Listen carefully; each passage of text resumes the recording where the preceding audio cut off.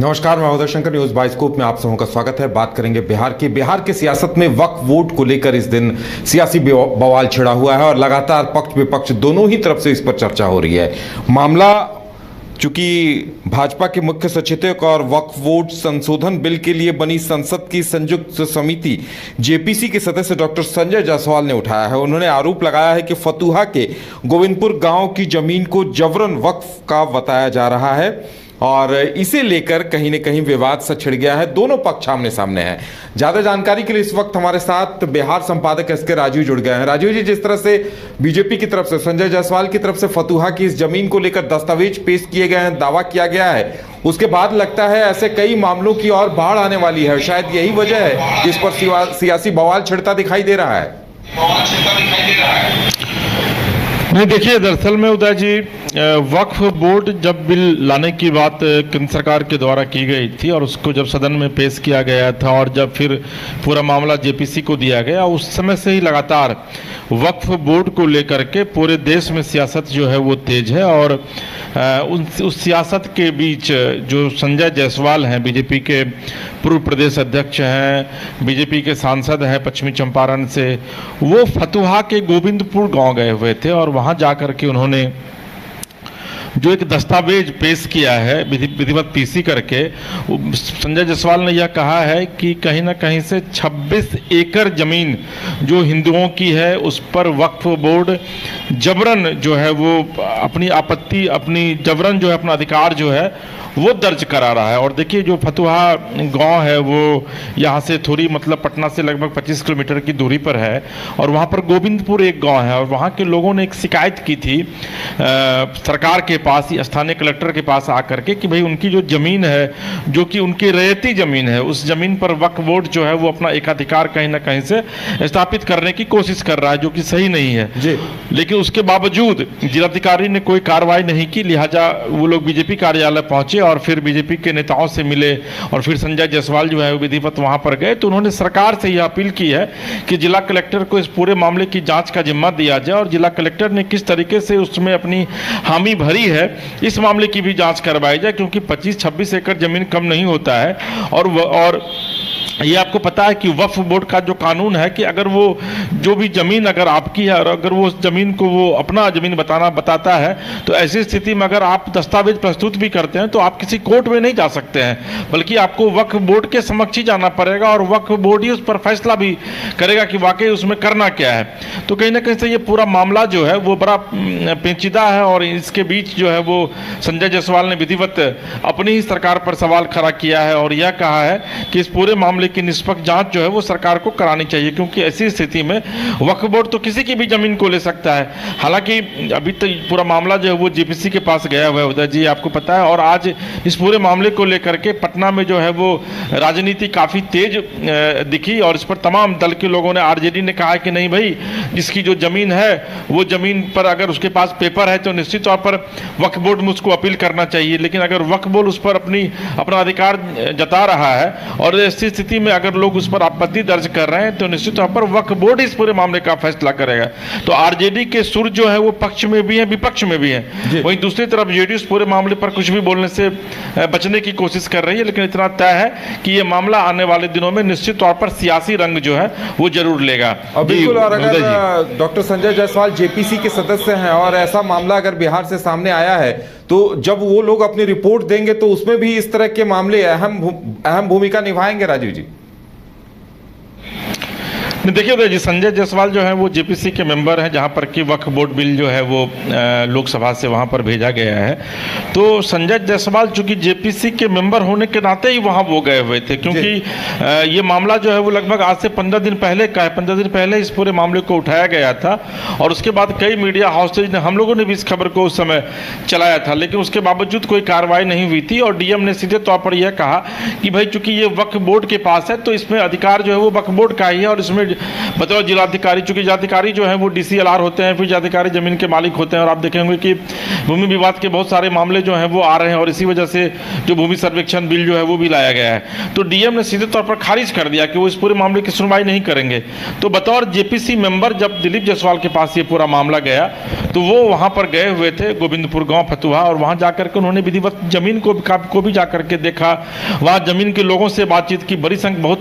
बड़ी तादाद में जो ग्रामीण थे वो वहाँ पर उनके साथ थे। तो अब वो जमीनी हकीकत को उन्होंने समझने की कोशिश की है, और निश्चित तौर पर जो JPC में जो इस पूरे मामले को रखा गया है, तो JP इस पूरे मामले पर देखेगा कि भाई वाकई में क्या स्थिति है, वक्फ बोर्ड किस तरीके से लोगों के जमीन को जो है वो अधिग्रहित करता है। तो मुझे लगता है कि जब भी कानून बनाया जाएगा तो उसमें निश्चित तौर पर दिलीप जायसवाल भी इस तरह के उदाहरण को रखेंगे। और ये कोई बिहार और पटना की बात नहीं है उदय जी, बल्कि पूरे देश में इस तरह की बातें हैं। आज की तारीख में अगर आप देखें तो वक्फ बोर्ड के पास कहा जाता है कि इतनी जमीन है कि उतनी जमीन में पूरा पाकिस्तान बसा हुआ है। तब अंदाजा लगाइए कि वक्फ बोर्ड की क्या हैसियत है। अगर पर डे की बात करें तो वक्फ बोर्ड में अगर वाकई में सिर्फ जमीन का भाड़ा अगर वक्फ बोर्ड के पास आएगा तो पर डे के विषय में कहा गया कि 100 करोड़ से ज़्यादा जो है वो पर डे उसको सिर्फ उसका रेंट आएगा, जबकि आता नहीं है, मात्र 2 करोड़ का दिखाया जा रहा है महीने में। तो ये वक्फ बोर्ड की क्या स्थिति है, ये सब किसी से छिपी हुई नहीं है, और यही वजह है कि केंद्र सरकार जो है इस पर कानून ला रही है, जिसे कि JPC बोर्ड में रखा गया है। और बतौर JPC मेंबर संजय जायसवाल जो है वो इस पूरे मामले को देखने के लिए, उसका मुआयना करने के लिए, अवलोकन करने के लिए गोविंदपुर गांव गए हुए थे।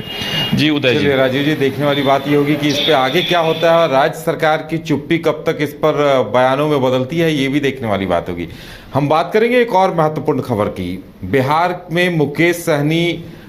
पहले NDA के सहयोगी थे, फिर वो लोकसभा चुनाव के दौरान RJD के साथ गए, और अभी भी वो बिहार में लगातार अपनी राजनीति चमकाने की कवायद में लगे हुए हैं। इस बीच उन्होंने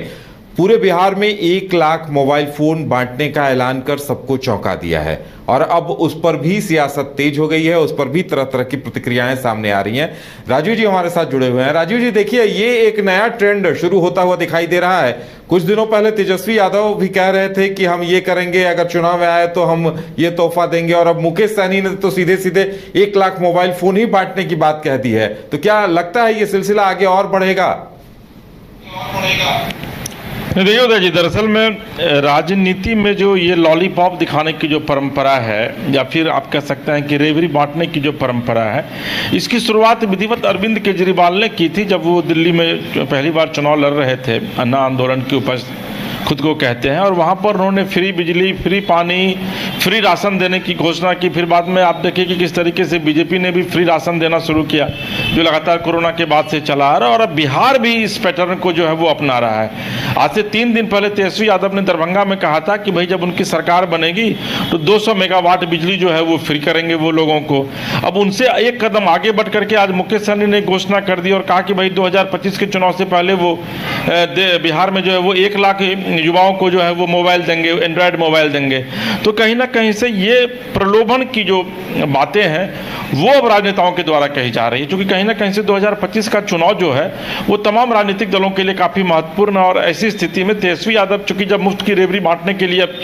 चले हैं, फील्ड में घोषणा कर रहे हैं, और देखिएगा आने वाले दिनों में 25 के चुनाव से पहले कई इस तरह की घोषणाएं जो होंगी, जो नीतीश सरकार और NDA सरकार के लिए जो वो बड़ी मुसीबत बनेगी बिहार में। तो ठीक उसी तर्ज पर आगे बढ़ते हुए मुकेश सहनी ने भी आज एक घोषणा कर दी है। हालांकि कि कितना वो 1 लाख मोबाइल बांटेंगे, कितना